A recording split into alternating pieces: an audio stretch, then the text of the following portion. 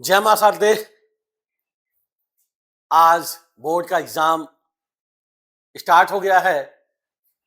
कक्षा 10 और कक्षा 12 के सभी बच्चे अपने बोर्ड की तैयारी में जुट चुके हैं और कक्षा 10 के कुछ लोग रास्ते में होंगे, कुछ लोग जा रहे होंगे और कुछ लोग अपने गंतव्य स्थान पर पहुंच रहे होंगे। तो आप सभी को सर्वप्रथम तो इस बोर्ड परीक्षा के लिए हार्दिक शुभकामनाएं।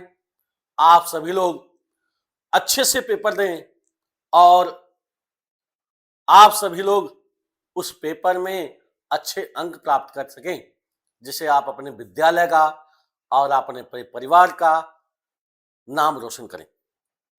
लेकिन उससे पहले कुछ महत्वपूर्ण बातों को जानना जरूरी है। सबसे बड़ी बात है कि हम पेपर जब देने जाते हैं तो हम तो पढ़े सब कुछ रहते हैं, लेकिन पेपर देखते ही हमें लगता है कि हमें ये सब कुछ आ रहा है और एट वंस हम सब कुछ भूल जाते हैं। तो सबसे बड़ी गलती आप इसको मत कीजिएगा। पेपर देते समय आप अपने आप को सावधानी पूर्वक रखिए और सर्वप्रथम पेपर को पूरा पढ़िए कि पेपर के क्वेश्चन कहां से आए हैं और किस तरह से क्वेश्चन पूछे गए हैं। पहला ध्यान आपका होना चाहिए कि जो पेपर है उसमें से कितने प्रश्न हमें अच्छे से आ रहे हैं। अब जो प्रश्न आ रहे हैं उनको हम क्या करेंगे, उनको हम पहले हल करने का प्रयास करेंगे। यानी पहला ध्यान हमारा, जो पहली कंडीशन हमारी होगी वह हमारी ये होगी कि हम पेपर को पूरा पढ़ें। पेपर को पूरा पढ़ें। इसके लिए आपको 15 मिनट अलग से समय दिए जाते हैं। यानी जो पेपर का समय है आपका 3 घंटे 15 मिनट का है। 3 घंटे 15 मिनट का पेपर होता है, जिसमें से 15 मिनट जो समय होता है वो आपको पेपर पढ़ने के लिए दिया जाता है। जब आप पेपर पढ़ लेंगे तो पढ़ने के बाद आपको जो पेपर का एनालिसिस यानी जो पेपर का तरीका है वह आपको पता चल जाएगा। यानी पेपर में कैसे क्वेश्चन पूछे गए हैं, यानी किस प्रकार के प्रश्न हैं, किस प्रकार के प्रश्न हैं। और जब आप प्रश्नों को अच्छी तरह से समझ लेंगे तो उनको लिखने में आसानी होगी। दूसरा चीज कि पेपर को जब पढ़ने के बाद आत्मविश्वास बनाए रखें। सबसे बड़ी चीज होती है आत्मविश्वास। आत्मविश्वास, कुछ लोग होते हैं जिनको ये लगता है अरे मुझे तो सारा पेपर आ रहा है, सब हम कर लेंगे, लेकिन जैसे ही करने बैठते हैं वह धीरे धीरे भूलना प्रारंभ करते हैं।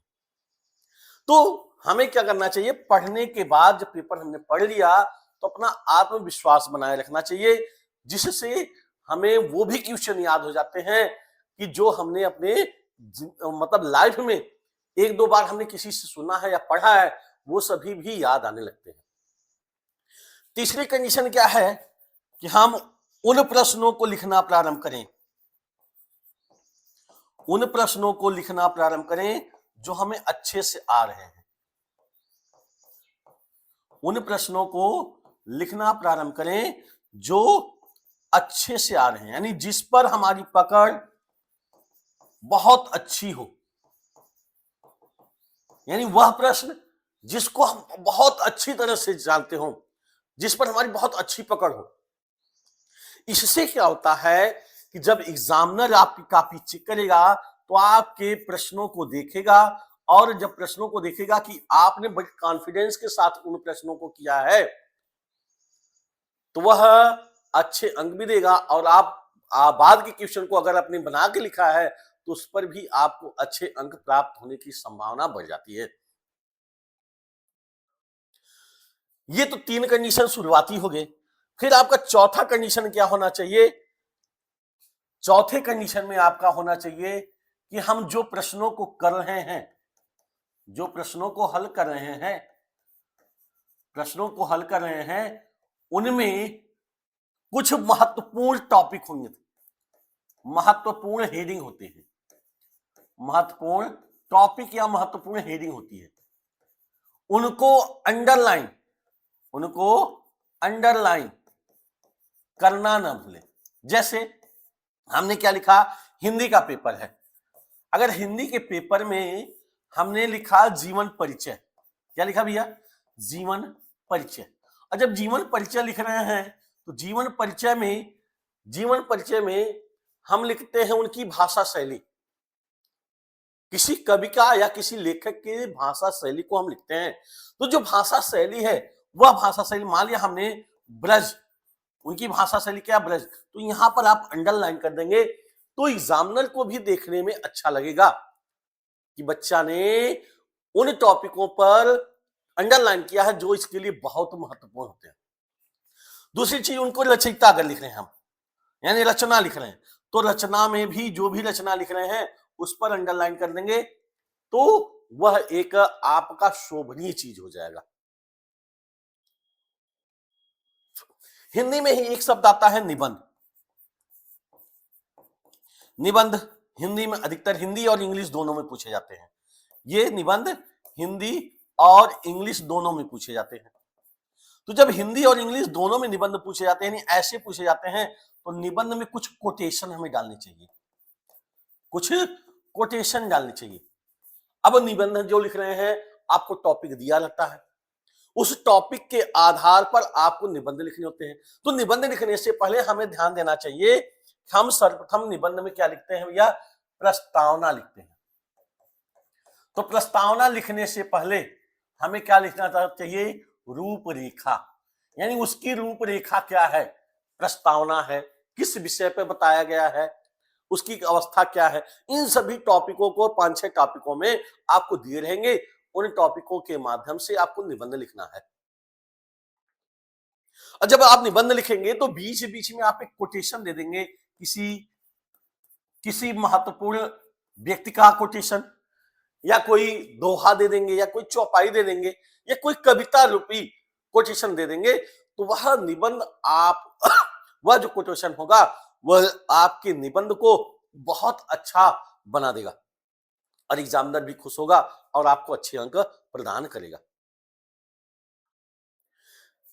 अगली बात क्या होती है कि हम जब लिखते हैं, जो हम लिखते हैं उन सभी चीजों को, यानी 5वां जो टॉपिक आता है हमारा, जो हम लिख रहे हैं उनको लास्ट में रिवीजन भी कर लिया जाए, यानी रिवीजन भी, पेपर देने के बाद रिवीजन भी कर लेना चाहिए, जिससे हमें यह पता चलता है कि हम जो लिखे हैं वो हमारा सही है।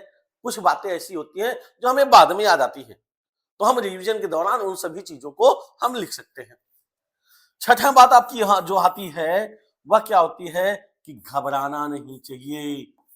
अगर हमने घबराया तो हमारा पेपर बहुत ही बेकार हो जाएगा। हमें घबराना नहीं है, हमें सरलता पूर्वक पेपर को हल करना है। जब हम सरलता पूर्वक पेपर को हल करेंगे तो हमें आसानी होगी और हमारा धैर्य बना रहेगा और हम अच्छे से पेपर को दे देंगे। 7वीं इंपॉर्टेंट जो बात होती है कि एक भी प्रश्न को छोड़ना नहीं है, एक भी प्रश्न छोड़ना नहीं है। अगर आपने एक भी प्रश्न छोड़ दिया तो वो नंबर तो आपको कट ही जाएंगे, लेकिन अगर आपने किया है, उसको गलत सही किया है, तो आपको कुछ न कुछ अंक वो देकर जाएगा।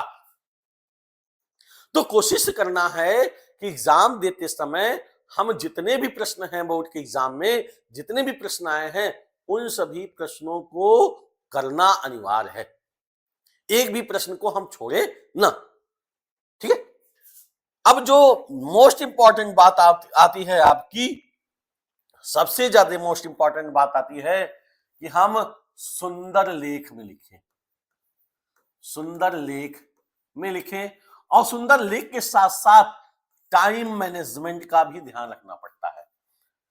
टाइम मैनेजमेंट का भी ध्यान रखना पड़ता है। क्यों? समय आपका 3 घंटे 15 मिनट है और आप जब टाइम मैनेजमेंट का ख्याल नहीं रखेंगे तो हो सकता है आपके 1-2 प्रश्न छूट जाए।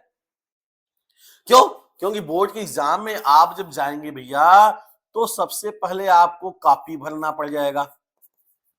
कॉपी का मुख्य पृष्ठ जो भरना है उसमें आपको भरेंगे।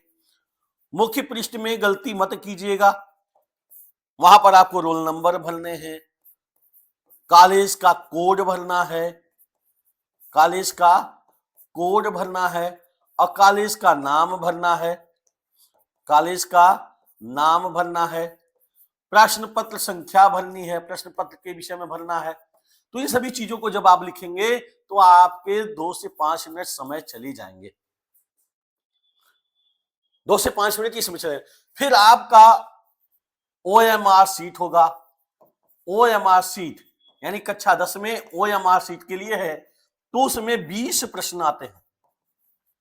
OMR सीट यानी MCQ टाइप के क्वेश्चन, जो बहुविकल्पी क्वेश्चन होते हैं उसमें 20 प्रश्न आते हैं। OMR सीट को भी भरना होता है तो उसमें जब आप 20 प्रश्नों को भरेंगे उसमें भी आपका टाइम जाएगा और जो पेपर का नाम, कॉलेज का नाम लिखेंगे उसमें भी आपका समय जाएगा। जो तीसरी बात होती है आपके हस्ताक्षर की, आपके हस्ताक्षर की यानी आपके पास एक सीट आएगी जिस पर आपको हस्ताक्षर करने होते हैं। इससे यह पता चलता है कि आप एग्जाम में प्रेजेंट हुए हैं। अगर आपने उसको सही से नहीं भरा तो आप प्रेजेंट होते हुए भी एब्सेंट माने जाएंगे।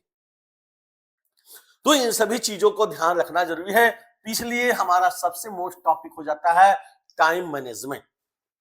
अगर हम टाइम मैनेजमेंट को ध्यान में रखेंगे तो हमारे सारे क्वेश्चन आसानी से सरलता पूर्वक हो जाएंगे और हम उसको सही सही कर लेंगे।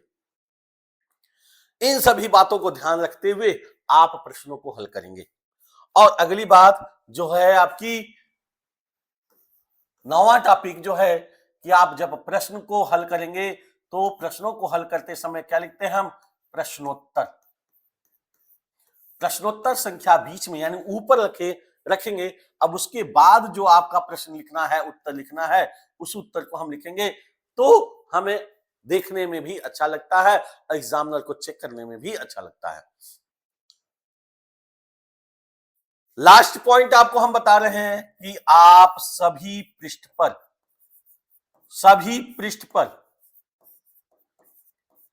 जितने भी पृष्ठ पर आपने पेपर लिखा है क्वेश्चन, वहां पर नीचे रोल नंबर लिखना मत भूलिएगा।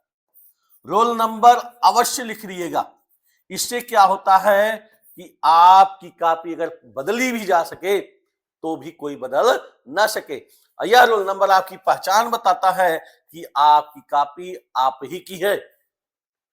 तो सबसे मोस्ट इंपॉर्टेंट कि आप कॉपी के हर पेज पर नीचे रोल नंबर जरूर लिख दीजिएगा।